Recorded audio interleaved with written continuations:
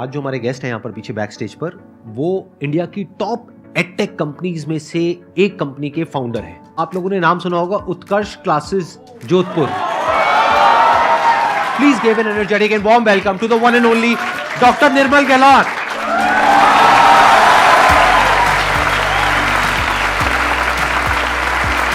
आइए सर। नमस्कार।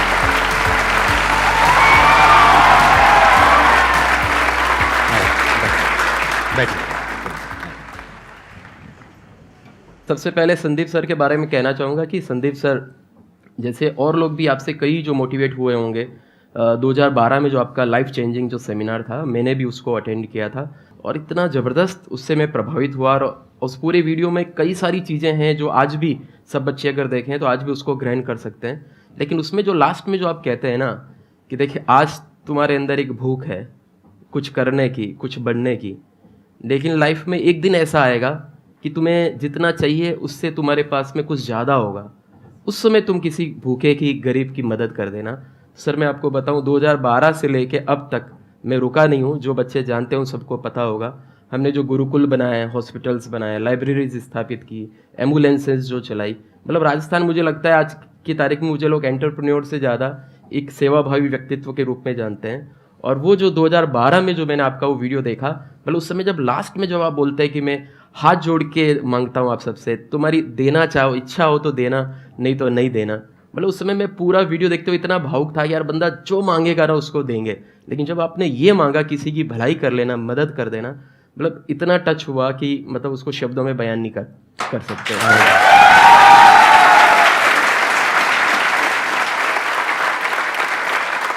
13 सितंबर 2002 को हमने शुरू किया था जोधपुर से ही। एक घर लिया था जिसमें 2 कमरे थे, रसोई थी, जो टेबल जो होती है काउंसलिंग की टेबल, वो मेरी स्टडी टेबल थी, वही मैं लेके आया था। और जो रसोई का किचन का जो प्लेटफॉर्म होता है वहीं पे हमने कंप्यूटर रख के, और मेरा छोटा भाई जो कंप्यूटर का काम जानता था उसको भी साथ लेके आए। सुबह 4 बजे इंस्टीट्यूट पहुंच जाते, साफ़ सफाई करके अच्छे से बन ठन के तैयार होके, और 7 बजे रेडी रहते थे कि आप कोई स्टूडेंट आए, पढ़ाना है, काउंसलिंग करना है, शुरू करना है। तो कितने टाइम बाद आपको रिजल्ट मिलना शुरू हुआ? रिजल्ट मुझे लगता है हमें 1 महीने के अंदर अंदर आना शुरू हो गया। 4 बच्चों से हमने शुरू किए, 15-20 दिन में 40 भी हो गए। और जिस बिल्डिंग में मैंने शुरू किया था 2 महीने बाद में हमें वो चेंज करनी पड़ी, तो छोटी पड़ गई जगह। छोटी पड़ गई जगह। लेकिन स्पेशली मैंने देखा कोविड के टाइम पे जिस तरह से ऑनलाइन आपने जो ये ट्रांजिशन किया, जबकि ऑफलाइन देखा जाए तो आपका अच्छा खासा चल रहा था, आपको जरूरत नहीं थी ऑनलाइन ज़्यादा कुछ करने की, बट आप बड़े सही टाइम पे ऑनलाइन आए, जिसकी वजह से आई थिंक इतना आप एक्सपैंड कर पाए। फरवरी 2017 की बात है, हमारे एक ऑफिस बॉय जो है उसकी शिकायत एक सेंटर मैनेजर करता है कि सर ये आजकल सफाई में ध्यान नहीं देता है। मैं कहा क्यों, क्या करता है उस समय? कि सर उस समय बैठे बैठे यूट्यूब पे वीडियो देखा करता है। मेरे दिमाग में एकदम आया, हम तो वो इंटरनेट कैफ़े वाले ज़माने के लोग जहाँ 50-50 रुपये आधा घंटे के देते थे। मैंने सोचा यार ऑफिस बॉय जो है ये अफोर्ड कैसे कर पा रहा है। फिर पता चला कि उसने लाइन में लग के सप्ताह पहले जियो की सिम खरीद ली थी और रोज का उसको डेटा फ्री था, 1 GB डाटा फ्री मिल रहा है। राइट। बस वहीं से माइंड स्ट्राइक किया कि यार ये जो है कुछ बड़ा बदलाव आने वाला है। तो उस समय हमारा एकदम तुरंत आया कि अब हमें भी स्टूडियो बनाना है और इस फील्ड में अब आगे जाना है। ऑनलाइन एजुकेशन जो है ये आने वाले दिनों में विद्यार्थी जो है अगर गाना सुन सकता है, मूवी देख सकता है, तो निश्चित रूप से आने वाले दिनों में एजुकेशन भी जो है वो यूट्यूब चैनल के माध्यम से कर सकता है। तो वहाँ से फिर हमारा ऑनलाइन एजुकेशन का थॉट जो है वो स्टार्ट हुआ। और इसलिए मैं हमेशा कहता हूँ आइडिया कहीं से भी मिले उसको ले लीजिए। हमने एक ऑफिस बॉय से जो है वो आइडिया ले लिया। हमारे लिए तो आज वो भगवान की तरह है भाई कि उसने छोटी सी लापरवाही बरती, लेकिन उसने सही सही बता दिया कि भाई मैं किस कारण से इसमें जो है गड़बड़ कर रहा हूँ। वो ऑफिस बॉय है अभी भी आपके साथ? बिल्कुल बिल्कुल है, बिल्कुल है। अभी मैंने देखा कि आपका जो मेन चैनल है उत्कर्ष क्लासेस जोधपुर के नाम से, वहाँ पे 1 करोड़ सब्सक्राइबर्स पूरे हुए हैं अभी रिसेंटली। उसके लिए बहुत बहुत congratulation. Thank you sir, thank you. Basically क्या होता है, देखो ध्यान से समझना कि जो एंटरप्रेन्योरशिप होती है ना, उसमें क्या होता है कि कुछ मार्केट लीडर्स होते हैं, उसमें से बहुत सारे ऐसे प्लेयर्स होते हैं जो टाइम के साथ साथ खत्म हो जाते हैं। एक टाइम पे लीडर थे लेकिन 10-20 साल बाद वो खत्म हो जाते हैं, उनको कोई नहीं जानता है। और कुछ ऐसे होते हैं जो वक्त के साथ साथ बदलते रहते हैं। तो सर जो हमारे साथ बैठे हैं वो उनमें से एक हैं। इसमें करते हुए चैलेंजेस भी होते हैं। एडटेक में आप देखेंगे जनरली तो लोग टियर 1 टियर 2 सिटीज़ से हैं। मैं जोधपुर से हूँ, टियर 3 सिटी से। पिताजी मेरे टीचर रहे हैं, मुझे भी कहीं ना कहीं अंदर से था कि मैं पढ़ा सकता हूँ। और मैंने 9th क्लास से भी ट्यूशन पढ़ाया। जब मैं 9th में था तब मैंने 9th को पढ़ाया, मतलब मैंने अपनी पहली अर्निंग 9th क्लास से कर ली थी। तो मैं यूथ को सबको यही कहना चाहता हूँ कि ज़िंदगी में जो परीक्षाएं जो है वो आपकी स्कूल की, कॉलेज की, कंपटीशन की परीक्षा जो है वो बहुत ज़्यादा मायने नहीं रखती है। जीवन की एक परीक्षा वो अलग ही प्रकार की परीक्षा है। आज हमारी कंपनी में कई सारे IITian और सर्विस कर रहे हैं, हम नहीं कर पाए तो नहीं कर पाए, कोई दिक्कत नहीं। तो इसलिए मैं हिंदी मीडियम का हूँ, मैं Tier 3 सिटी से हूँ, या मेरा आर्ट्स है या ये है, ये मतलब नहीं। और जितने भी पेरेंट्स हैं, आपकी वीडियो को सब लोग देखते हैं, पेरेंट्स को भी चाहिए कि अपने बच्चों को पूछ के, उसको शांति से बिठा के उसको कहे कि तुम खुद बताओ तुम क्या बनना चाहते हो। इससे पहले कि हम आगे बढ़ें और ऑडियंस आपसे क्वेश्चंस पूछे, मेरे माइंड में एक क्वेश्चन आ रहा है कि जैसे अब ये जो एडटेक कंपनीज हैं ये सब वेल फंडेड हैं, क्या आपके पास में भी फंडिंग है या आप सब कुछ खुद ही कर रहे हैं? नहीं सर, हमारे ऊपर अभी 1 रुपये भी डेट नहीं है, खुद ही कर रहे हैं। विद्यार्थियों का प्रेम जो है वही सबसे बड़ी फंडिंग है, उसी से लेके हम चलते हैं। सर जैसे कि अभी हम सर अभी बैंकिंग की तैयारी कर रहे हैं, बट सर कभी कभी मन करता है कि इसे बिजनेस स्टार्टअप करने का। फिर लगता है कि नहीं, हम मैथ्स में स्ट्रांग है, हम बैंकिंग एग्जाम क्रैक कर सकते हैं। फिर लगता है कि नहीं, बिजनेस में भी कर सकते हैं। तो सर वो डाइवर्सन समझ नहीं आता कि मीन्स इनिशिएटिव ले कि नहीं ले, उसमें कन्फ्यूजन रहता है बहुत ज़्यादा। मतलब जब इनका चैनल देखते होगे तो बैंकिंग की तैयारी करते होगे, मेरा चैनल देखते होगे तो मन करता होगा यार बिजनेस कर लेते हैं। Yes sir. तो अब सवाल ये उठता है, मेरा चैनल देखें या इनका चैनल देखें, बताइए सर। मन जो है ना वो आपका ये करूं वो करूं, इवन पढ़ते समय भी आपका मन बैंकिंग का एग्जाम की तैयारी करते हुए हो सकता है उसमें भी मन नहीं लगेगा, और बाद में धंधा करोगे बिजनेस में, उसमें भी लेके मन नहीं लगेगा। तो ये थोड़ा मन वाली प्रॉब्लम है। थोड़ा सा बुद्धि जो है उसको, मन को कंट्रोल अगर करोगे, थोड़ा सा ध्यान लगाओगे, थोड़ा सा 10-15 मिनट बैठ के सोचोगे कि किधर मेरा पैशन है, किधर मुझे जाना है, तो आपको खुद को अंदर से लेके जवाब मिलेगा। और मन तो इतना चंचल है ना, मन के बारे में लिखा हुआ है कि मरकटश्च सुरापाई तन वृश्चिक दंसकम। मरकट कहते हैं बंदर को, बंदर तो खुद ही उछल कूद करने वाला होता है।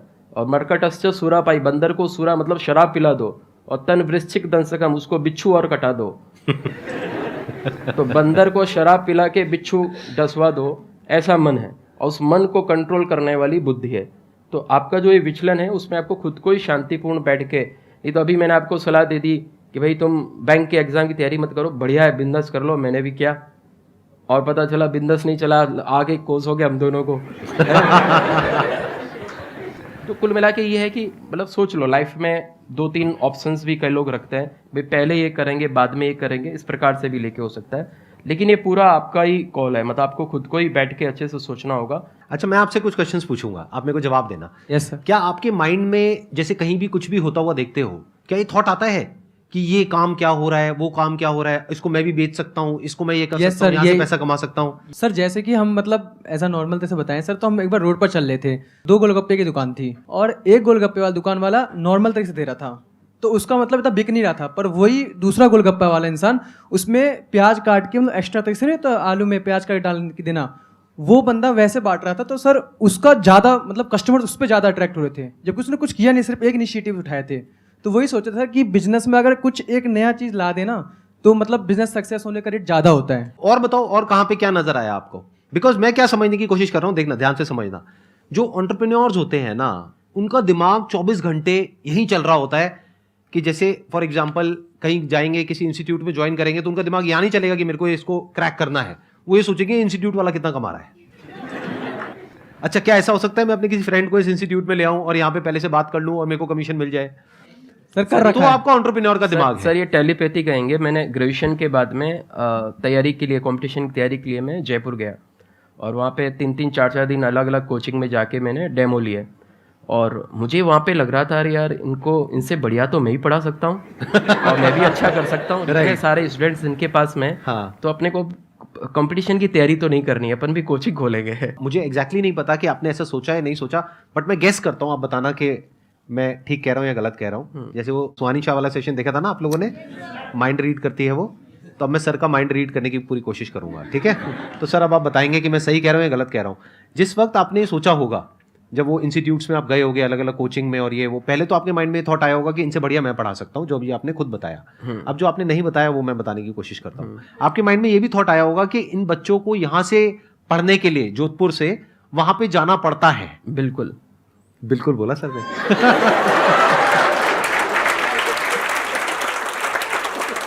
क्या हो अगर मैं कुछ ऐसा कर दूं कि उनको बड़े शहर ना जाना पड़े, यहीं पर मैं उनको उस लेवल की एजुकेशन दे पाऊं जो उनको बड़े शहर जा करके मिलती है, तो उनकी कॉस्ट भी बचेगी, रहने खाने का खर्चा भी बचेगा, और मैं यहां पर उसको बहुत अच्छे से कर पाऊंगा। तो एक गैप आपको नजर आया? बिल्कुल सर, बिल्कुल। दूसरी बार तो भाई साहब ऐसा है कि आपने जो क्वेश्चन पूछा है कि अगर तो आपका माइंड ऐसे ही चलता है, हर जगह आपको अपॉर्चुनिटी नजर आती है। जैसे दो तरह के लोग होते हैं, एक होते हैं उनके सामने भी ले जाकर के अपॉर्चुनिटी रख दोगे ना, वो कहेंगे अरे इसमें तो कुछ नहीं है, बेकार है, ये तो सब कर लेंगे, अरे इसमें क्या है, ये है वो है, वो हजार कमियां निकाल देंगे। और अगर कोई ऐसी जगह है जहां पर के लोग हजारों कमियां निकाल रहे हैं, फिर भी आपको अपॉर्चुनिटी नजर आ रही है, आप कह रहे हो नहीं नहीं नहीं नहीं, देखो यहां पर तो बहुत कुछ हो सकता है। जैसे इन्होंने जब सोचा होगा, जाकर के अपना सबसे डिस्कस किया होगा, तो सब लोगों ने यही बोला होगा कि इसमें क्या होगा पड़ा नहीं, है, तुमसे यहाँ पर होगा तो कोई नहीं। कर ही नहीं रहा है, ऐसा तो कुछ हो ही नहीं रहा है। सब लोगों का छोड़ो, चाचा मामा लोगों ने भी कहा करे भाई इतने सारे कोचिंग पहले से हैं, तू कैसे करेगा कैसे करेगा। यहाँ छोटे शहर में बैठ के बस उसी समय तो उसी अपने को समय शुरू होना आग है लग कि जाती हाँ, है। हाँ। अब हमें करके दिखाना अब ही करके दिखाना। ये सेम कहानी होती है हर एंटरप्रेन्योर की, मेरी कहानी, इनकी कहानी, और जितने भी एंटरप्रेन्योर हैं सबकी कहानी सेम मिलेगी। तो अगर ये थॉट बार बार चल रहा है, ऑटोमेटिकली चल रहा है, और चाह करके भी आप इससे पीछा नहीं छुड़ा पा रहे हो, तो अब आपके लिए बिजनेस है। सर जैसे कि नोटिस करते हैं ना, तो मीन्स कि उसके मतलब सोचते रहते हैं कि इस टाइप से, मतलब इनिशिएटिव लेने में वो प्रॉब्लम होती है कि जैसे सोचते हैं तो फिर फैमिली का प्रेशर आता है कि नहीं बैंकिंग की जॉब तैयारी करो, बट जब तैयारी प्रिपरेशन स्टार्ट करते तो माइंड में चलता रहता है कि ऐसा हो जाता तो यार ऐसा हो सकता हाँ, है। तो फिर आपके लिए बिजनेस नहीं है। साफ कहना, सुखी रहना, कड़वा बोल रहा हूं लेकिन सच है, ध्यान से सुनना। अगर बिजनेस आपके लिए एक्चुअल में होगा तो आप ये सब बोलोगे ही नहीं जो अभी आप बोल रहे हो कि फैमिली का प्रेशर आता है, या फैमिली ऐसे बोलेगी वैसे बोलेगी, ये बोलेगी वो बोलेगी, वॉटएवर, या फिर ये प्रेशर की वजह से मैं रुक जाता हूं। आप नहीं रुक सकते ना। जैसे अगर प्रेशर आता है आपको, बहुत तरह के प्रेशर होते हैं, अभी कोई प्रेशर आ रहा है, मान लेते हैं आ रहा है, और मान लेते हैं बहुत तेज आ रहा है, बहुत जोर का, जितना जोर का आज से पहले कभी नहीं आया, रुकोगे मेरे कहने पे या किसी के भी कहने पे, या भाग जाओगे बाहर? भाग जाएंगे सर। तो बिजनेस आपके लिए है, समझिए।